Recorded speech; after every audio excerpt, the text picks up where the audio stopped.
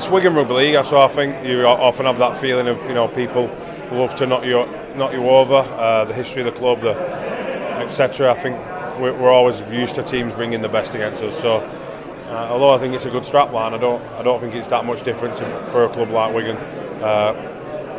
But yeah, it's nice to be champions for sure. How difficult is it going into a season knowing that within a week of playing your first game you've got this game against Penrith coming up? It's actually been really good for us as coaches because the players are motivated for round one and round two. And I'm not saying they're not usually, but it's got an extra excitement. Pretty much having a cup final second week of the season, so it's taken a little bit of planning for in terms of giving lads game time in the pre-season fixtures, which we might not normally have done. But yeah, it's brilliant really. You couldn't wish for a better start to the year than a full house at home. Part of the injuries, have you got everything out of pre-season you wanted to? Yeah, I think so. Particularly the whole game at the weekend. It was although the score looks comfortable now, it was far from it. It was far from it. It was the way the game started and the physicality that Hull FC brought was a really good test, and it was good to see us come out the other side of that test. You won the grand final last year. The wheelchair side won the grand final as well. How important is it that there's this one club ethos at Wigan? Yeah, it's essential.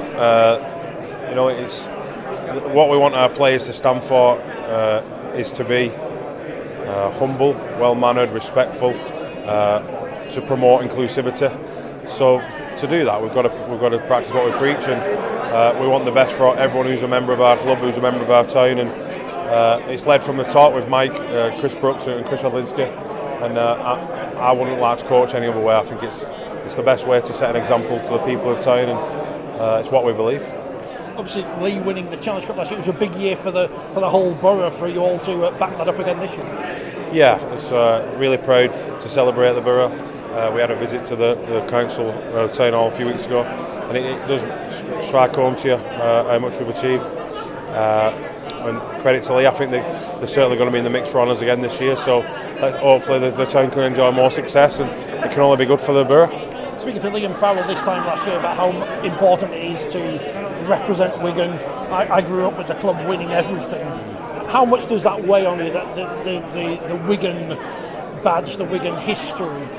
It doesn't weigh on us at all. I think if anything, we use it to elevate us and to stand on it and to learn from it, and it probably motivates us to.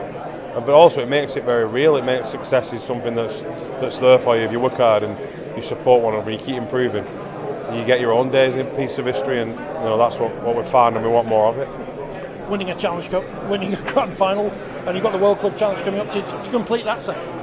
Yeah, and to just continue improving on and off the field, take the club to break new ground. There's lots we can improve on the field and off the field, and we'll work today every day in, day out, everyone at the club to see how far we can take this.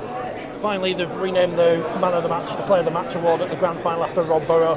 How important do you think that is as a statement by the sport? Yeah, it's the perfect honour to Rob. I think everyone who remembers him playing in grand finals, he was the most electrifying player on the field every time he stepped onto that Old Trafford. So to rename that trophy in his honour is really fitting, and it's a credit not just to him but his family, and the way they've conducted themselves, particularly since his diagnosis, is inspirational to everyone inside and outside of this sport.